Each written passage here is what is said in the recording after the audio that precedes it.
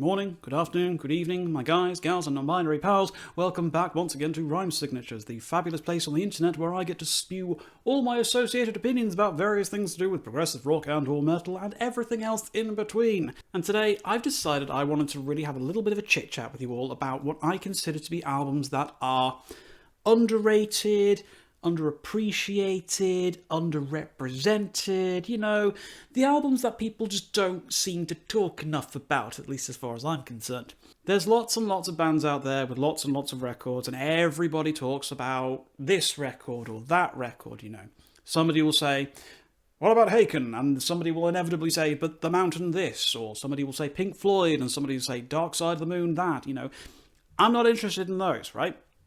I have quite a substantial list of records I've been sort of collating over the past few weeks of records that I think really need a bit more love, you know? Now, these aren't necessarily albums that are completely underrated, you know? This isn't a people saying, oh, everybody says this album sucks, but I'm like, haha, actually it doesn't. No. We're not doing that. This is me pointing people's attention to albums that I think need more of it. They've either been lost to the mists of time, or for whatever reason people just don't talk about them anymore. Whatever. So I'm not going to go into a huge amount of detail on these particular records, because I kind of want this to be a series of videos, I suppose, where I try and sort of bring as much to the surface as I possibly can. And in that respect, I suppose, let's make a start on this. Let's get going. This is going to be in alphabetical order, so no preference or anything in particular like that. These are all worth checking out, so let's go. Elizabeth, a true and devoted companion. Right, coming out the gate is Frankenstein by Richard Campbell. Now, I cannot for the life of me remember how I first found this album. Don't ask me, because I couldn't tell you. But I remember when I was making this list, going through my various musical sources and what have you, and I was like, oh yeah, I remember that one. That was really, really good.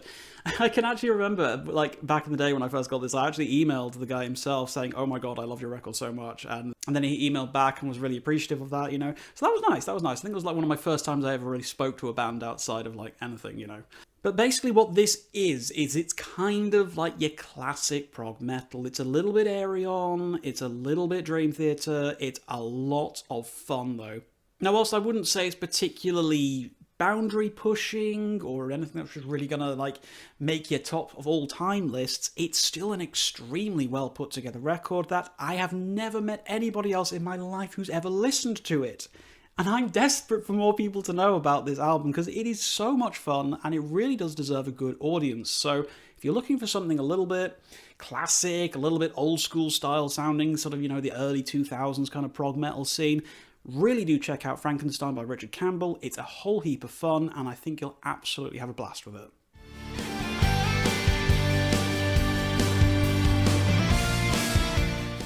Speaking of whole heaps of fun, it's time for Spain's Cheetos magazine with Amazingus. And yes, I know the cover art is atrocious. It's fine, I agree, don't worry, everybody does. Looking past the interesting aesthetic choices for the front cover, you will find an album that is very, very silly.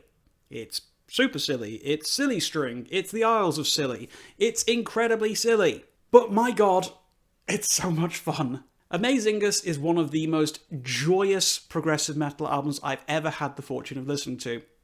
It's a clown, it's a Mardi Gras parade, it's a ridiculous explosion of colour, a riotous event of pure saccharine sweetness, and it is not ashamed to be as big, brash and bold as it possibly can be. The final track, Big Boy, yeah, I know, right? Oh, I'm so sorry.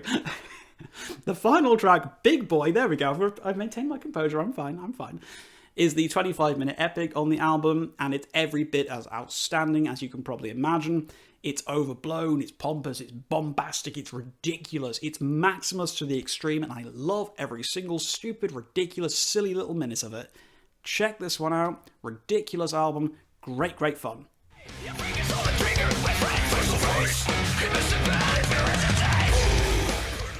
Right, moving on from that, if Cheetos magazine was Spain's attempt at being very, very silly, then Destrage's Are You Kidding Me? No is Italy's attempt at being insane and terrifying.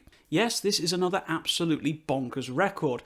Whereas Cheeto's magazine was very much full of a sense of whimsical fun and silliness, Destrage's Are You Kidding Me No is the coked-up cousin who you simply didn't want attending the wedding, gate-crashing at the final minute to shout that he has an objection to the union. Yeah, this is a crazy record. It is full of a sense of absolute manic insanity. It's chaotic. It's full of life. It's full of... I don't know, it's full of bees, you know, it's just like, it's buzzing, it's crazy, it's insane, it's just off the wall, it's a lot of fun. It's actually a lot of fun. But whereas I would say Cheeto's magazine is the sort of music that you could probably play to pretty much anyone and they think it's a bit of fun, a bit of a laugh. Destrage, unless you're kind of like in the right headspace for it, people might think, what the actual hell is going on? For me, that's half the fun. I love this record. I think it's fantastic. It's just a real shame that they fell off like this after this record. You know, they were like, terminal velocity straight down after this out. Just don't bother with anything other than this. Maybe the records before it as well. But anything after Are You Kidding Me? No, just don't do it. It's not worth it. It's not worth the pain, honestly.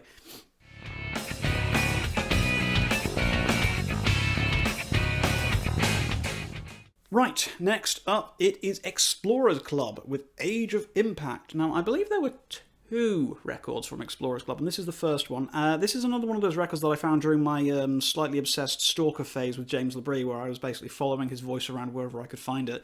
I saw that he was doing guest vocals on this, and I fell in love.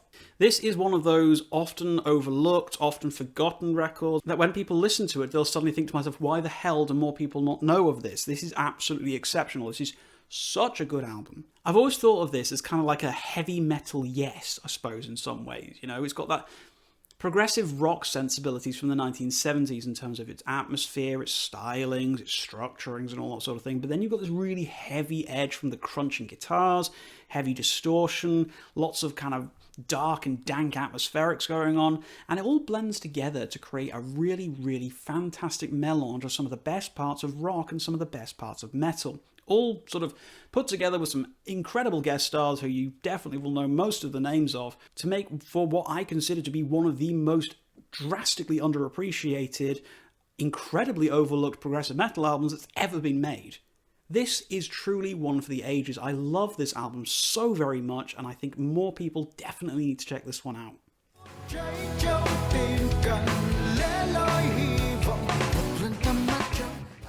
Right, I love a single-track album, and Hac San's Hon Trang Mao, you'll have to forgive my Vietnamese pronunciation, I don't speak a word of the language, but I have waxed lyrical about this record a few times on the channel before. I included this in my favourite epics of all time, and I stand by that, despite how relatively recently this came out. I'm a huge fan of this particular song/album, whatever you want to call it. Imagine, if you will, that Dream Theater decided to take the lightning in a bottle that happened from A Change of Seasons and do it all again.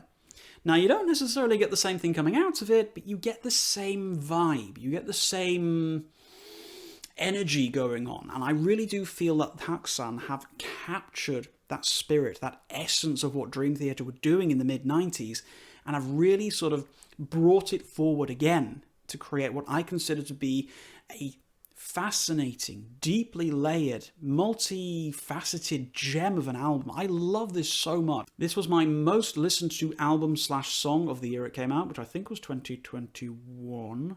I don't remember. Probably 2021. Recently. And I think I must have listened to it about maybe 60 or 70 times overall, I think. I was obsessed. I was obsessed. I still am obsessed. I love this. Love this album. I cannot recommend this enough. But nobody's listened to it. I'm like, come on, just check it out. It's so good. It is so good. And again, I don't remember where I found it from. But maybe you'll remember finding it through this video. I don't know. Maybe, please. But I really, really, really, really want new music from these guys. I am like champing at the bit for some of that, you know. Bring it on. I want some more of this. Come on, let's go.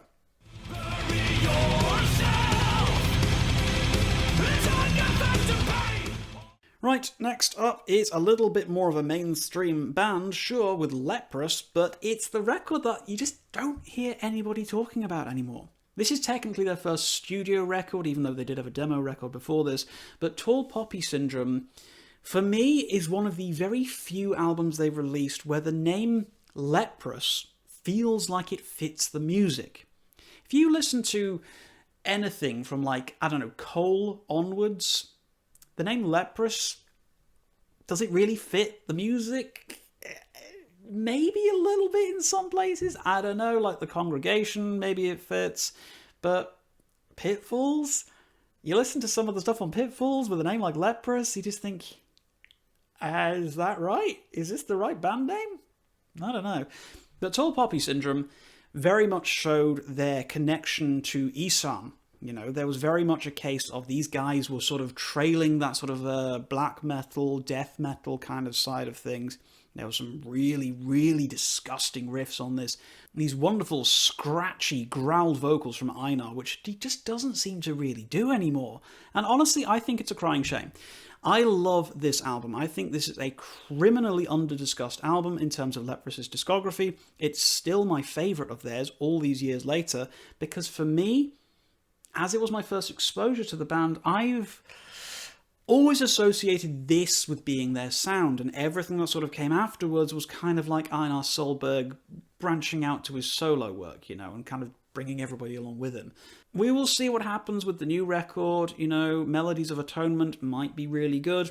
I'm remaining slightly cynical that we will not get anything even remotely like Tall Poppy Syndrome ever again. But I suppose in some ways that's kind of what makes this record so special, and why I really think more people need to give this one its attention and give it its dues, because it's such a treat.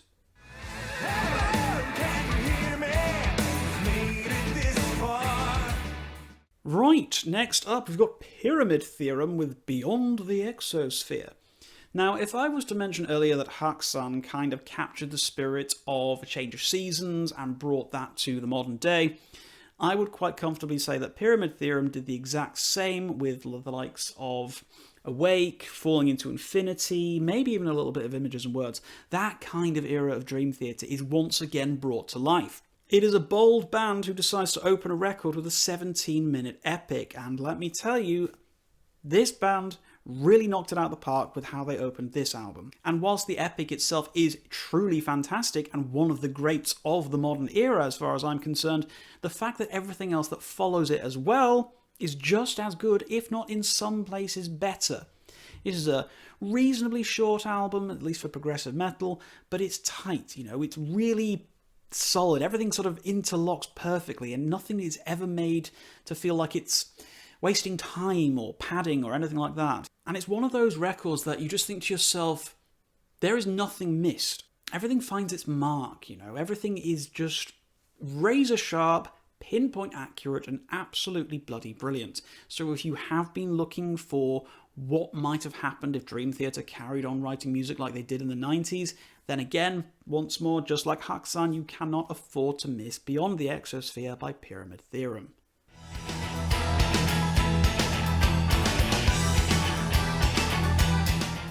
Now, I recognise that a lot of people out there will be absolutely down with Shadow Gallery, and they'll be absolutely down with Room 5.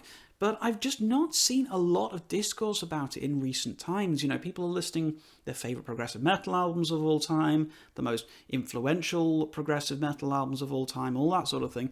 And I very, very rarely see anything by Shadow Gallery on these, which is honestly, to me, a heartbreak. It is such a heartbreak for me to see people just not knowing who Shadow Gallery are, especially considering that the late Mike Baker was one of the greatest vocalists in progressive metal, and his work on Room 5 is nothing short of spectacular. This was one of those albums, one of these bands that I discovered in my formative years of, like, discovering progressive metal, you know. I found Mike Baker again through Aerion, like so many things that I did. And through that, I discovered both Tyranny and Room 5. And I became absolutely obsessed with both of them, but none more than Room 5. The storyline was fascinating, deeply engaging, and I couldn't help but love the little parallels to the likes of V for Vendetta with some of the imagery and the lyricism used and all that sort of thing, you know. Literally Room 5 in and of itself, you know. But of course, the actual story has nothing to do with V for Vendetta, it just happens to be a happy little coinky-dink that some of the things are shared, but, you know, whatever.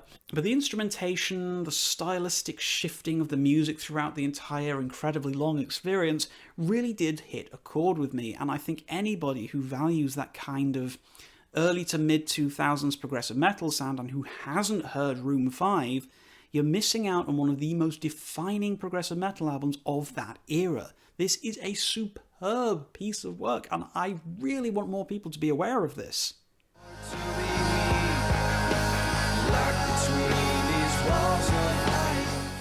Right, penultimately, we're going to be looking at Excavation of the Mind by Sky Architect. Now, when I first discovered Haken, they were my progressive metal bae. I was like all about Haken back in 2010, loved it, couldn't get enough of it, yada yada yada.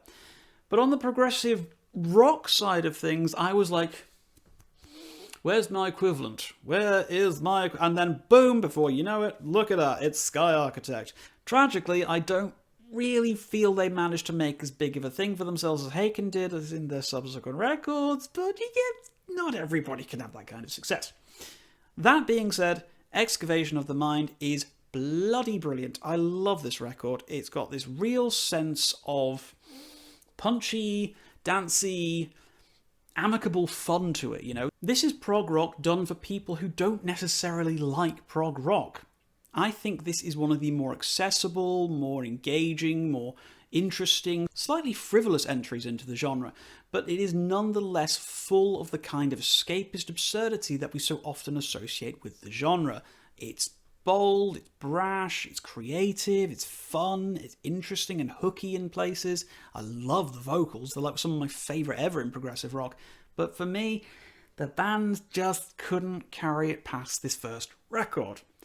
That being said, don't let that put you off, because Excavation of the Mind is an absolute treat, one of the best bangers of early 2010s progressive rock, and one that more and more people definitely need to get exposed to.